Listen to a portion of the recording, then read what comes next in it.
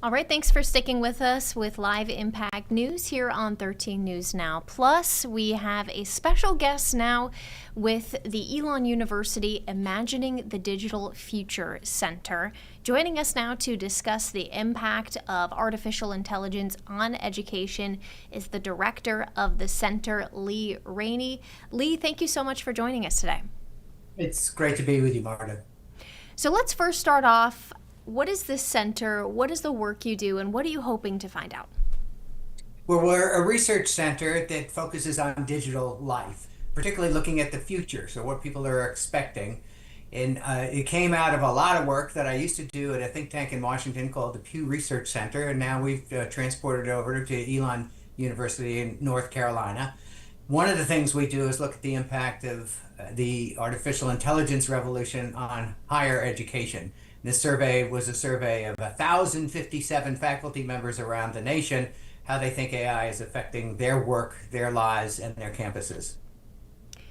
And is this survey something you've done before, or is this a new report that you guys have introduced with, of course, AI becoming so much more popular?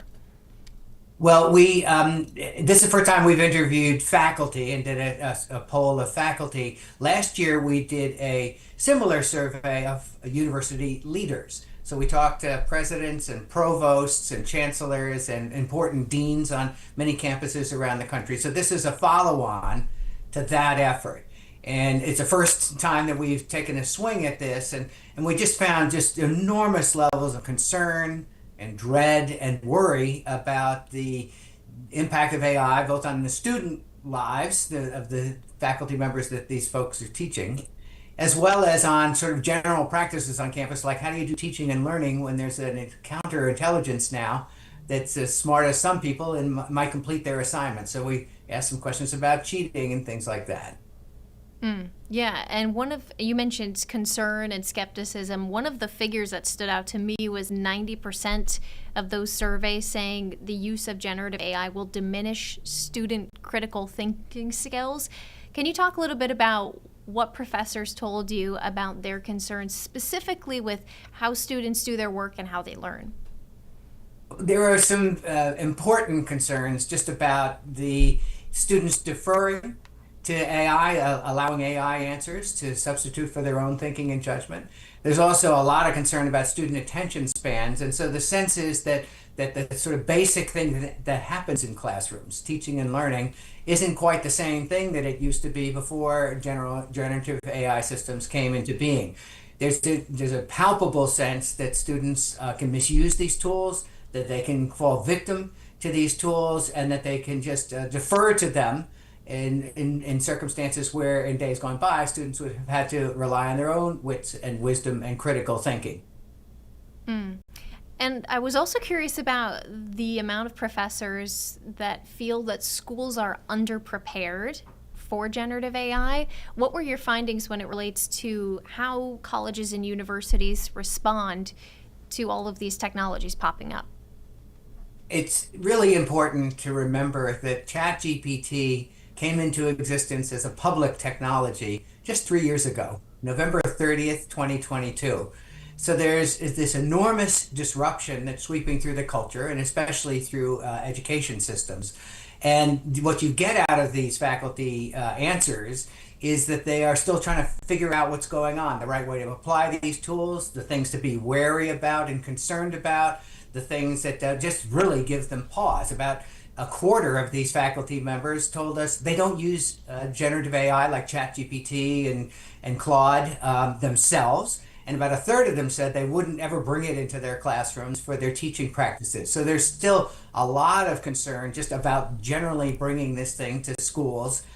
The other thing that was popped out of our survey was that there is not a consensus about what's cheating and what's legitimate when you use AI. There are certain grand things that they say, but there's a lot of dispute about the right and wrong uses of AI. Right, and the report doesn't say, AI is bad or AI is good. I think it's just, it's here and these are the opinions. You mentioned the split verdicts on, what's allowed. Do you find that there are people who refuse to use it at all and then people who completely embrace it? Or what are professors doing to tackle this issue? Well, yeah, first, you've picked up the right thing that there's a very broad distribution of usage and non-usage on campus. A lot of professors don't want to bring it anywhere near their lives and near their classes. And yet, there's also a very enthusiastic cohort of professors who are bringing it to their classes, creating new tools for learning and teaching and things like that. So there's hardly a consensus on campus about the right and the wrong of this and the way to use it properly and improperly. So there's this, raging debates on lots of campuses about how to proceed. And the preparedness question is a big one because a lot of faculty sort of know they have to know the systems and adjust to them in their lives, but they don't feel like they're getting enough guidance from around campus. And they kind of know that colleagues around campus are have good applications, but they're not learning about them because best practices are hard to surface. So, as the director of the Imagining the Digital Future Center, are you all providing any recommendations with this report, or is it just this is the state of affairs right now? It's really sort of a benchmarking document rather than a recommendations document. We at the center know that there are very widespread views about the use of AI and whether it's good or bad. We don't advocate for it. We're bringing these data to public attention and particularly to attention of colleges and universities just as a exercise in showing people where the state of things on campus and giving them at least some comfort that the things that they're struggling over on campus are going on around the country. And so we don't make recommendations, but a lot of these faculty members say that they would like to get at least some rudimentary training. They'd love to know best practices around campus about how these tools are being used well in classrooms and how they are really being understood to be forces not for good on campus so that they had a way of navigating this very, very new terrain. Do you find that professors are equipped to detect what's AI and what's not? I know in the initial days of ChatGPT, it was like, okay, this is obviously not written by a human, but now things are developing. Do professors feel like they can still sniff out what's AI and what's not? Not really. Although most professors think they themselves are not too bad at figuring out what's an AI product and what's a human product, but they are very despairing of their colleagues. They don't necessarily trust their colleagues to be able to sort out the AI stuff from the non-AI stuff. The other thing is that a lot of them had tested some of the AI testing systems, the technology systems that are supposed to identify AI generated work. And none of them have any confidence in those systems, in part because of what you said. The systems are getting better and better.